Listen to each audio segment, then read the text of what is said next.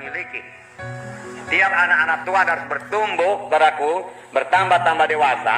Dan orang yang bertambah-tambah dewasa, biasa dia bertambah-tambah kuat juga. Amin, saudaraku. Bertambah-tambah kuat. Demikian kekuatan rohani kita bertambah-tambah. Minggu yang lalu, saudara, kita bacakan firman Tuhan dalam Roma 15, di mana dikatakan kita yang kuat wajib menanggung yang lemah. Roma 15 ayat 1. Kita yang kuat wajib menanggung kelemahan orang yang tidak kuat. Dan jangan kita mencari kesenangan kita sendiri. Jadi firman Tuhan berkata, dalam satu sidang Tuhan, ada yang kuat, ada yang tidak kuat. Ya. Jadi Tuhan membedakan. Dan firman Tuhan berkata, yang kuat ini harus menanggung yang lemah atau yang tidak kuat. Ya. Yang lemah ini, saudaraku, banyak kali berjalan dalam kehendak daging. Dia tidak berjalan dalam roh. Dan bisa saja dia menyakiti anak Tuhan yang lain. Tetapi anak Tuhan yang lain yang kuat itu segera memaafkannya. Dan kalau boleh, saudaraku, menasihatinya dengan kasih. Itulah yang dimaksud dengan ayat ini, di mana yang kuat menanggung yang lemah. Dan itu perlu, saudaraku, bagi yang lemah, saudaraku, supaya dia juga bertambah mengerti jalan Tuhan. Dan perlu bagi yang kuat, supaya dia bertambah-tambah kuat. Dan buah roh bertambah-tambah dalam dirinya. Betul, saudaraku? Ya, puji Tuhan, saudaraku.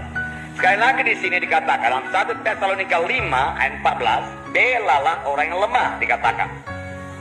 1 Tesalonika 5 ayat 14. Saya membacakan pada saudara. Kami juga menasihati kamu, saudara-saudara, tegurlah mereka yang hidup dengan tidak tertib, hiburlah mereka yang tawar hati, belalah mereka yang lemah, sabarlah terhadap semua orang.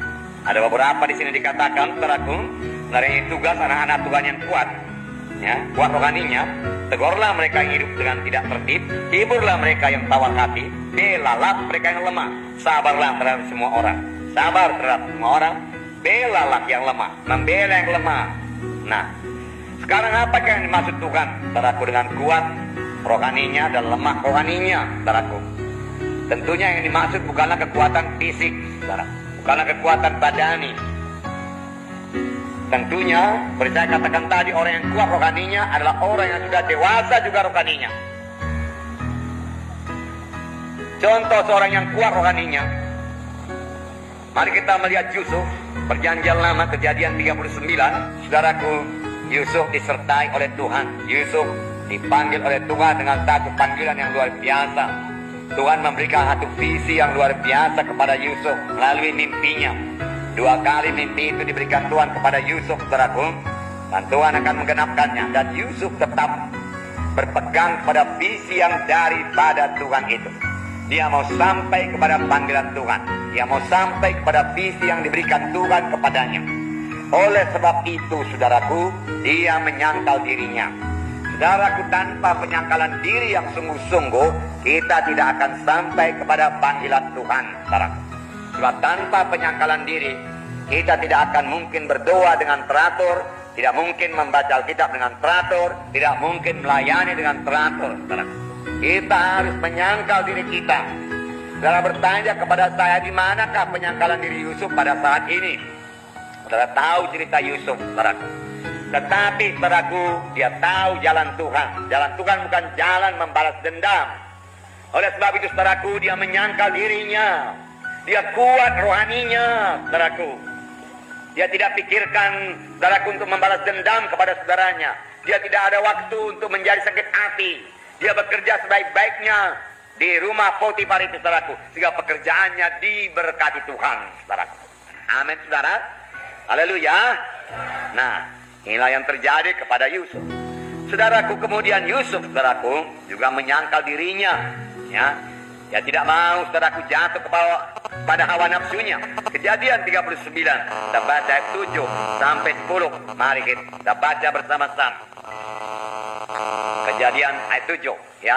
Ayat 6b berkata, adapun Yusuf itu manis sikapnya dan elok parasnya, ya. Nah, tetapi dia tidak memakai, saudaraku, ya, parasnya yang elok itu mencari keuntungan diri sendiri. Tidak, saudaraku, tidak, ya. Ayat 7 sampai 10, mari kita baca. Selang beberapa waktu istri tuannya memandang Yusuf dengan perhati, lalu katanya, marilah tidur dengan aku. Tetapi Yusuf menolak dan berkata kepada istri tuannya itu, dengan bantuanku, tuanku itu tidak lagi mengatur apa yang ada di rumah ini, dan ia telah menyerahkan segala miliknya pada kekuasaanku. Maka di dalam rumah ini ia tidak lebih besar kuasanya daripadaku, dan tiada yang tidak diserahkannya kepadaku selain daripada engkau, sebab engkau istrinya. Bagaimanakah mungkin aku melakukan kejahatan yang besar ini dan berbuat dosa terhadap Allah? Walaupun dari hari ke hari perempuan itu membujuk Yusuf, Yusuf tidak mendengarkan bujukannya itu untuk tidur di sisinya dan bersetubuh dengan dia. Dia menang, dia menyangkal dirinya. Dia berkata, tidak, tidak, tidak. Amin, saudaraku. Ya, kita juga harus berani berkata tidak kepada dosa, tidak kepada hawa nafsu, saudaraku. Tidak kepada godaan setan, berkata tidak, ya. Tidak kepada acara-acara kegelapan, saudaraku. Tegas berkata tidak, dan tidak berarti tidak, saudaraku. Tetapi saudara akan menerima aniaya, ya. Sama seperti Yusuf, tidak menjadi persoalan padanya. Mari kita lihat Kejadian 39 ayat 20, ya. Ayat 20 sampai 23. Mari kita baca lagi bersama-sama. Lalu Yusuf ditangkap oleh tuannya dan dimasukkan dalam penjara, tempat tahanan raja dikurung. Demikianlah Yusuf dipenjarakan di sana. Tapi apa yang terjadi dalam penjara? Mari kita baca. Tetapi Tuhan menyertai Yusuf dan melimpahkan kasih setianya kepadanya, dan membuat Yusuf kesayangan bagi kepala penjara itu. Sebab itu kepala penjara mempercayakan semua tahanan dalam penjara itu kepada Yusuf, dan segala pekerjaan yang harus dilakukan di situ dialah yang mengurusnya. Dan kepala penjara tidak mencampuri segala yang dipercayakannya kepada Yusuf, karena Tuhan menyertai dia, dan apa yang dikerjakannya dibuat Tuhan berhasil. Pujilah Tuhan, saudaraku. Yang menyangkal diri ini, yang berjalan dalam kebenaran Tuhan, kesucian Tuhan, dibuat Tuhan berhasil. Amin, saudaraku.